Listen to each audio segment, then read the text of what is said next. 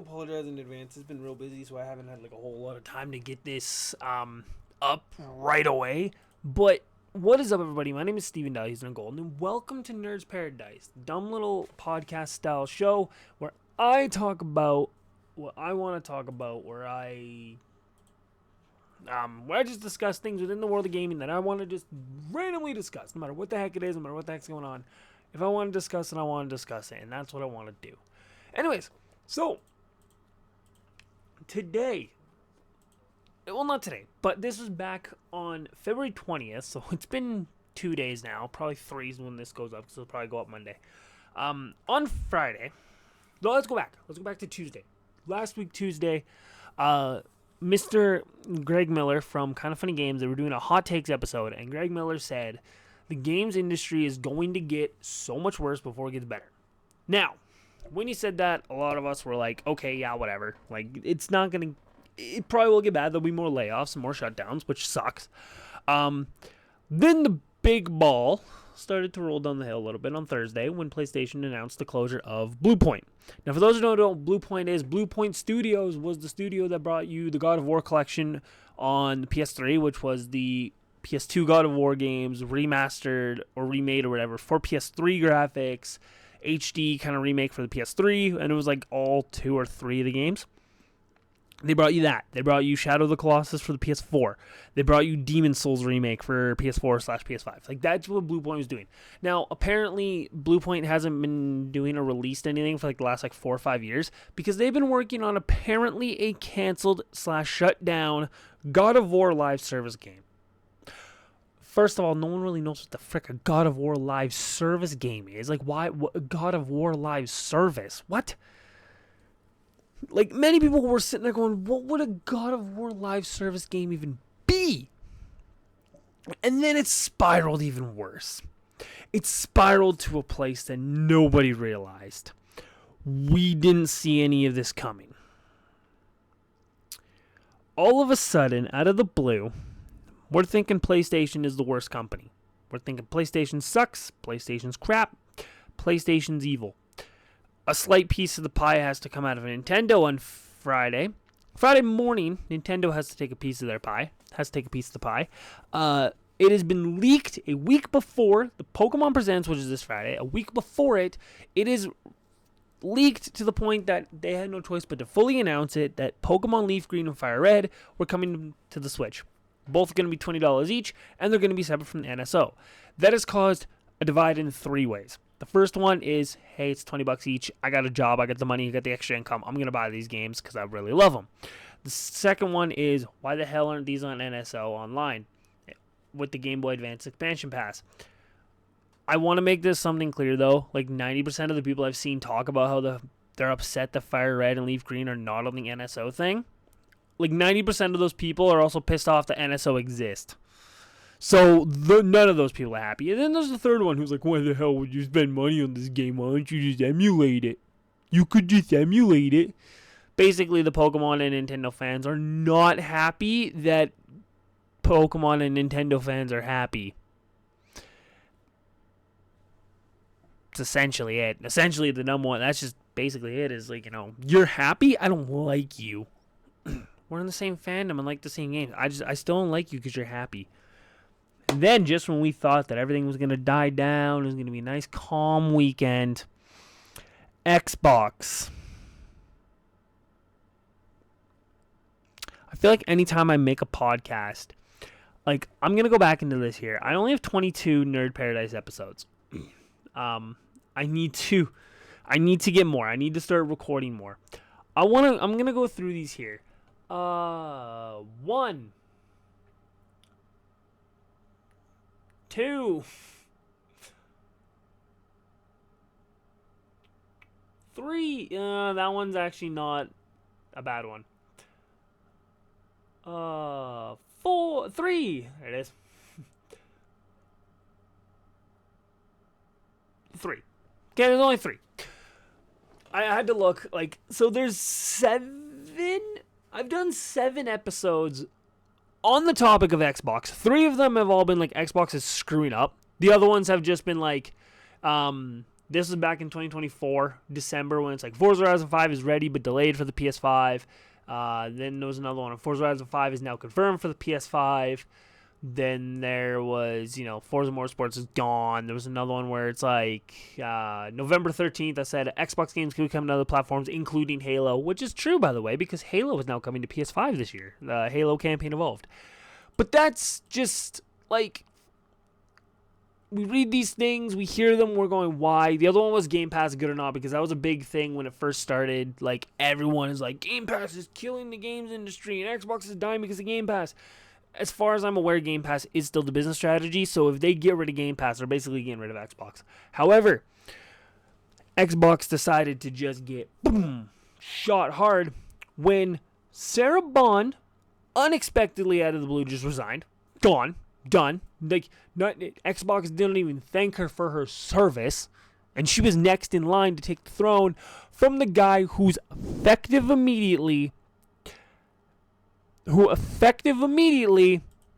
retired. Phil Spencer, effective immediately retired. Like, he announced that this was going to be his last, like, it could be his last year. Now, everyone was like, you know what, that's fair. It's Xbox's 25th anniversary this year. He's going to finish it off strong. He's going to finish off 25 years at Xbox. Like, it's smart. That's fair. That's understandable. No. Essentially, Friday, he just got, based on everything we've been hearing and all the restructuring and changes we're hearing over at Xbox, he basically was forced to retire early. We're going to read his statement here for a little bit here. It's rare in life to know when a chapter is closing, but after 38 years at Microsoft, this moment has arrived for me. I've made the decision to retire at the beginning and begin the next chapter of my life. It's a milestone that's given me a chance to reflect on the incredible journey, and I've been fortunate enough to share with many of you. I'm excited for Aisha Shar, the CEO, and now she's CEO of Xbox. I'm going to get into talking about her a little bit too, because she, again, is saying the right things as the new CEO of Xbox.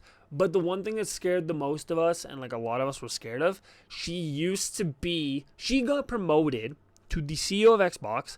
She does play the game. She's a little more on the business side of things than on the gamer side. So that's a little bit of a concern for a lot of people, and I get that. That makes sense. That understandable. The other thing that like scares a lot of people though is she came from what's known as Microsoft Core AI, that department. Now, of course, everyone's like, hold on, AI? Huh? She coming from where? Apparently, from what I've been told, that's just Microsoft's tech department. Why the hell are you naming your tech department Core AI? I understand Microsoft is like, literally when you look at the companies who are investing the most into AI and mainly generative AI nowadays, Microsoft is number one. Like, it's just full stop. Microsoft's number one. So it makes sense why they probably would call it that. But at the same time, I'm going like, ooh, that's not a good look. No, that's not a good look. Anyways. I'm excited for Asha Shar as she steps into the CEO role. I apologize if I'm saying her name wrong. I'm bad at names. She steps in the CEO role. She's joining an incredible group of people, teams full of talent, heart, and deep commitment to the players they serve. Watching her lean in with curiosity and a real desire to strengthen the foundation we've built gives me confidence the Xbox communities will be well supported in years ahead. Thinking back to when I started as an intern, and then he just kind of goes on thanking everybody. So he goes on and thanks everybody. Now, that's fine. There's other parts of this that a lot of people are concerned about. And many of them I understand. I understand a lot of the concerns because this is also from Friday. Today I begin my role as CEO of Xbox. Here are my 3 commitments. Great games, return of Xbox, future of play. Now, then she asked 3 greatest games ever, why go? She just wanted to engage with people, I guess. Now, there's nothing else showing that she has any posts. She has 2 posts.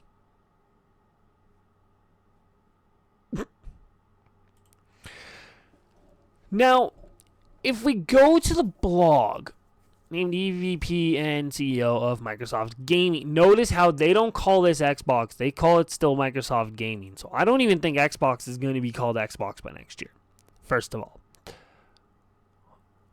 Now, there's a lot of stuff going on here. Like, Matt Booty will become the executive vice president, chief content officer. So he's still going to be, Matt Booty's still going to be there, which is a good thing. Because I just didn't want any, I don't know, like I didn't want it all to just go to crap. There's many things. Okay, so here's what I want. Like, first great games. Let's look at her three commitments. Now, one of the big ones is a lot of people are like, this could genuinely kill Xbox. One of her commitments. 2 of them, actually. I think 2 of them, but one of them. Okay, first off, great games. Everything begins here. We must have great games beloved by players before we do anything. Unforgettable characters, stories that make us feel in innovative gameplay and creative excellence as we will empower our studios, invest in an iconic franchise, and bring bold new ideas. We will take risks and we will enter new categories and markets where we can add real value grounded in what players care about most. Perfect. I love it. I love hearing that. I promoted Matt Booty in honor of this commitment. He understands the craft and challenge of building great games, and he leads the team developing award-winning works, and he's earned the trust of game developers around the industry. That's fine. Like, all gamers, we heard that, we're like, okay, you're off to a good start. This one is where these next 2 are where we kind of go, okay. Second, the return of Xbox. We will recommit to our core Xbox fans and players, those who have invested with us for the past 25 years, and the developers who build expansive universes, experiences, and embraced by players across the world. We will celebrate our roots with a renowned commitment to Xbox, starting with console, which has shaped who we are and connects the players to fans who invest in Xbox, and the developers who build ambitious experience for it. Gaming now lives across devices, not within limits of any single piece of hardware. As we expand across PC, mobile, and cloud, Xbox should feel seamless, instant, and worthy of the communities we share. We will break down the barriers so developers can build once and reach players everywhere without compromise. Now, that was added on later. I didn't hear this part. The first part was we heard this. Commit to Xbox with our console, which has shaped who we are. Many people read that, heard that, and even on Kind of Funny Games Daily, they're like, does this mean she wants to go back to exclusives? Does she want to invest in making a new Xbox console to invest in exclusives? That's where a lot of us were like, uh-oh, this is going to kill Xbox. Because, let's be real here. A lot of games like Gears of War, Forza, Halo, Sea of Thieves, like, they all brought those games to other platforms. Even, Indiana Jones. A lot of us, we still don't understand why Starfield isn't here yet. We're still waiting on it. It's got to come eventually, right? But a lot of us kind of realized that the reason why those games are now non-exclusive and they're everywhere, including PlayStation and somewhere even on Switch, is because I had to. Microsoft was not making enough money. I mean, Xbox still isn't making enough money, which is why we don't think Xbox is going to be here the next couple years, because Microsoft's going to realize it's not making them any money and they're going to just get rid of it. So we could definitely, 25 years could literally be the lifespan of Xbox. But they had to. And when they did, it worked out because they became the number 1 third-party developer and publisher. And of course, a lot of people were like, oh, but they took Forza, for example. It's there's 45 million players across the Xbox consoles on Forza, then there's only 5 million copies sold, so was it really worth it? But it's someone did the numbers, and I think it was only 8 million copies, 8 or 10 million copies of Forza Horizon 5 were actually sold on Xbox. The rest were all through Game Pass. The 5 million copies on PlayStation were genuinely bought. And that's not even including the Steam numbers as well. So, like, bringing it to other consoles, because you can bring your games to Xbox, to Game Pass, like, day one, and be like, here you go, you can have it. But then the people on PlayStation are like, yo, I want that game too, but it's $80 or $90. I live in Canada, so if a game is $70 American, it is $80 Canadian. So, again, I need to specify this when I talk to you. I live in Canada, so if I say a game is $90, that means $80 American. If I say a game is $80, that means $70 American, because our dollar sucks. Anyways, so now that they've said that, like, reach players everywhere without compromise, part of me kind of now realizes, like, okay, maybe they are going to continue with their whole Xbox Play Anywhere, because that was the future. Like, that's what they said the game plan was. It was Xbox Play Anywhere. Now let's look into the third and final commitment, she says. The future of play. We are witnessing the reinvention of play. To meet the moment, we will invent new business models and new ways to play by leaning into what we already have, iconic teams, characters, and worlds that people love. But we will not treat those worlds as static IP to milk and monetize. We will build shared platform to tools and empower developers and players to create and share their own stories. As monetization and AI evolve and influence the future, we will not chase short-term efficiency or flood our ecosystems with soulless AI slop. Games are and always will be art, crafted by humans and created with the most innovative technology provided by us. So, that scene there, many people are like, okay, she's just saying the right things. But that's what you want to do in day one. You want to say the right things. Let's see if she actually sticks to it. Again, we are going to see if she actually sticks to it. The one thing that kind of keeps me a little bit of saving grace is Matt Booty's still there. And a lot of people had a lot of respect for Matt Booty. A lot of gamers, whether you were Xbox or not, had a lot of respect for him. So he's still being there, which is good. Phil Spencer leaving is not good. It's just like he doesn't even get a final like hurrah or nothing. Also, when Xbox said their departing messages to people, they didn't mention Sarah Bond once. So, that's cool. No, it's not. But yeah, so you see the whole like AI slob, none of this crap in it. Now she's saying the right things. Now a lot of people, I went from a slight positive mindset where I'm like, okay, so here's the thing.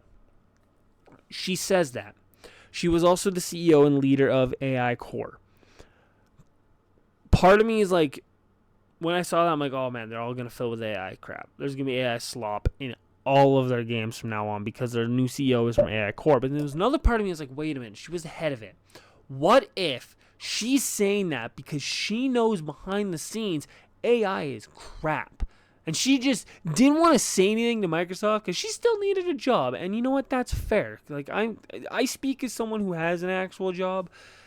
Sometimes, as much as I want to just speak my mind and sometimes just tell my boss and coworkers to piss off, I know not to because I have bills to pay. So that's fair. But anyways, we're going to see where this takes Xbox. I'm slightly optimistic, slightly not. Yeah, it's ooh. Yeah, I don't know.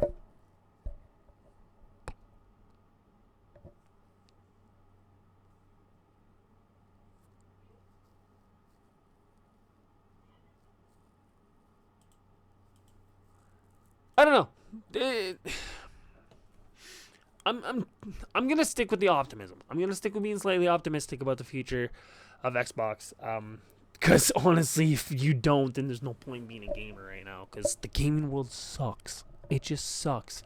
Anyways, this video will probably be going out on Monday, completely unedited. Because you get completely raw podcast footage from me when you get this. But anyways, thank you everybody. My name is Steven. I hope you guys enjoyed this. I will be back maybe Saturday, Sundays is when I'll do these kind of videos, because I'll just take all the news from the week that I just want to discuss and talk about and just cram them all in one little episodic sort of things. I want to maybe live stream these a little more and also maybe do a little longer than just the 20 minutes. Because I seem to only focus on one story, and I want to kind of get like 5 to 6 stories that I can just sit down and be like, this is what happened, this is what's going on, and even talk to you guys about just some games and stuff like that's going on that I've been playing through. Like, for example, before I even recorded this, I was playing through Perfect Dark again, Because I just want to finish some of the challenges. Perfect Dark N64. Playing through that. And I've also started I'm not even going to say allegedly, a Pokemon ROM hack called Hyper Emerald, which is really good. It's been really good so far. I've been enjoying that. I'm going to play a little more of that, actually. I'm going to land band placement. Anyways, thank you for watching. You guys are all awesome and amazing. I love and care for every single one of you guys. My name has been Steven. This has been Nerds Paradise, and I will catch you guys all in the next one. Peace out.